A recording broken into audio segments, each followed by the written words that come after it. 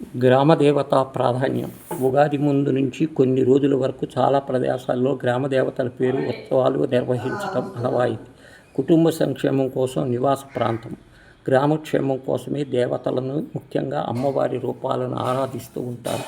ఈ ప్రకృతి సృష్టికి మూల బిందువు మూలపటమ్మ, పెద్దమ్మ, ఆవిడే జగన్మాత. చాలా శబ్దాల నుంచి గ్రామదేవతలకు ఉంది. ఒక్కొక్క గ్రామదేవతకు ఒక్కొక్క చరిత్ర ఉంది.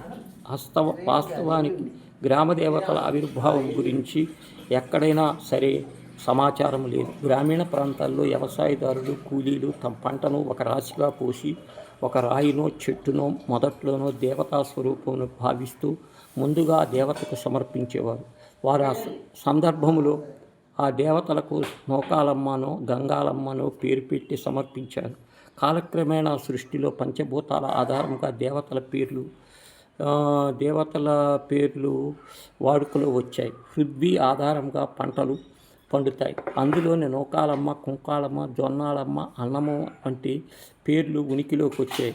జలం ఆధారంగా గంగాలమ్మ, జలమ్మ వంటివి. వాయువు చిహ్నంగా కురుమలమ్మ వచ్చినవి.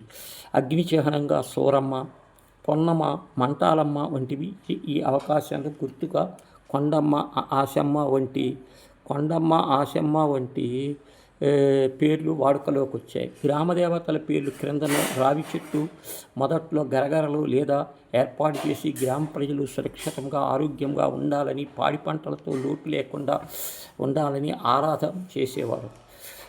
జంతు బలులు ఇచ్చేవారు. వివిధ అంచనాల ప్రకారం 101 వివిధ నామాలతో గ్రామదేవతలను ఆరాధిస్తూ ఉన్నారు. నగరములో ప్రతి 12 సంవత్సరాలు, 15 సంవత్సరాలు జాతర మహోత్సవాలు పేరుతో వైభవంగా నిర్వహిస్తారు. ప్రారంభంలో గ్రామ పొలిమేరలలో గ్రామదేవతల ఆలయాలు ఉండేవి. కాలక్రమేణా గ్రామములు ముఖ్య కూడలిలో ఏర్పాటు చేస్తున్నారు. విజయనగరంలో పైడితల్లి అమ్మవారు, సూలూరుపేటలో చెంగాళమ్మ, కాకినాడలో నూకాలమ్మ, ఏలూరు దగ్గర రాట్నాలమ్మ, విశాఖలో కనక మహాలక్ష్మి, భీమవరంలో మావుళ్ళమ్మ, ఇలా ప్రతి గ్రామాల్లో గ్రామదేవతలు ప్రసిద్ధి పొందారు. తెలంగాణలో బోనాల పేరుతోనూ సమ్మక్క సారక్కల గిరిజన దేవతలు ఉత్సవాలు పొందినవి. ప్రస్తుతం చాలా చోట్ల గ్రామదేవతల సంబరాలు, జాతరలు జరుగుతున్నాయి. తాడేపల్లిగూడెంలో బలుసులమ్మ అమ్మవారి 12 సంవత్సరాల తర్వాత ఉగాది ఉత్సవాలు జరుగుతున్నాయి. తణుకు దగ్గర రేలంగి గ్రామంలో ఉన్న మంటాళమ్మ ఉత్సవాలు, జాతరలు కూడా జరుగుతాయి. ఈ గ్రామదేవతలను గురించి మార్కండేయ పురాణంలో కొంతవరకు వివరించి గ్రామదేవతల రక్షణ వారి సోదరుడు పోతురాజు గుడి కూడా ఉంటుంది. గ్రామదేవతల ఉత్సవాల్లో పోతురాజును కూడా గౌరవించి ఆరాధన చేస్తారు.